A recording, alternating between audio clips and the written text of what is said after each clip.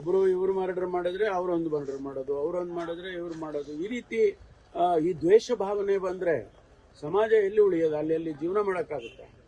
ಅದನ್ನ ಸರ್ಕಾರ ನಾವು ನೋಡ್ಕೊಂಡು ಸುಮ್ಮನೆ ಇರೋದಿಲ್ಲ. ಖಂಡಿತವಾಗಿ ಇದನ್ನ ನಿಲ್ಲಿಸ್ತೀವಿ, ನಿಲ್ಲಿಸದೆ ಬಿಡೋದಿಲ್ಲ. ಸರ್, ಆಂಟಿ ಕಮ್ಯುನಲ್ ಫೋರ್ಸ್ ರಚನೆ ಮಾಡ್ತೀನಿ ಅಂತ ನೀವು ಲಾಸ್ಟ್ ಟೈಮ್ ಸರ್ಕಾರಿ ಆದೇಶ ಸ್ವಲ್ಪ ಲೇಟ್ ಬಂದ್ರಿ ನೀವು.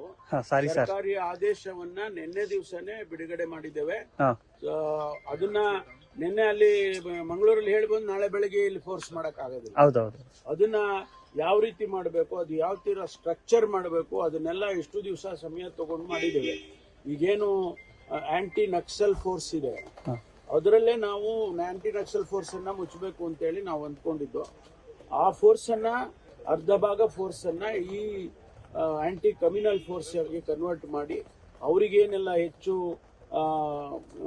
ಅಧಿಕಾರ ಬೇಕು ಮತ್ತು ಅವ್ರಿಗೆ ಬೇಕು ಎಲ್ಲ ಸವಲತ್ತುಗಳು ಬೇಕು ಅದೆಲ್ಲ ಕೊಟ್ಟು ನಾವು ಈಗ ಅದನ್ನ ಪ್ರಾರಂಭ ಮಾಡ್ತೀವಿ. ಮೂರು ಜಿಲ್ಲೆಯಲ್ಲಿ ಅಂತ ಹೇಳಿದ್ದೇವೆ, ಶಿವಮೊಗ್ಗ ಮತ್ತು ಉಡುಪಿ ಮತ್ತು ಮಂಗಳೂರು. ಆ ಜಿಲ್ಲೆಗಳಲ್ಲಿ ಹೆಚ್ಚು ಫೋಕಸ್ ಮಾಡಿ ನಾವು ಮಾಡ್ತೇವೆ. ಸರ್, ಕೋಮು ಭಾವನೆಯನ್ನು ಕೆರಳಿಸುವಂತಹ ಪ್ರಯತ್ನಗಳು ಕೂಡ ಅಲ್ಲಿ ಜಾಸ್ತಿ ಆಗ್ತಿದೆ.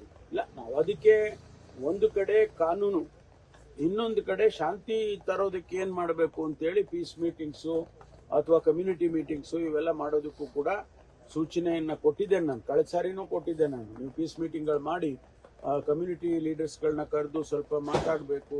ಇದನ್ನ ಮಂಗಳೂರನ್ನ, ದಕ್ಷಿಣ ಕನ್ನಡ ಜಿಲ್ಲೆಯನ್ನ ಹೀಗೆ ಬಿಡಕ್ಕಾಗಲ್ಲ. ಬಹಳ ಒಂದು ಒಳ್ಳೆ ಜನ ಇರುವಂತ ಜಿಲ್ಲೆ ಅದು.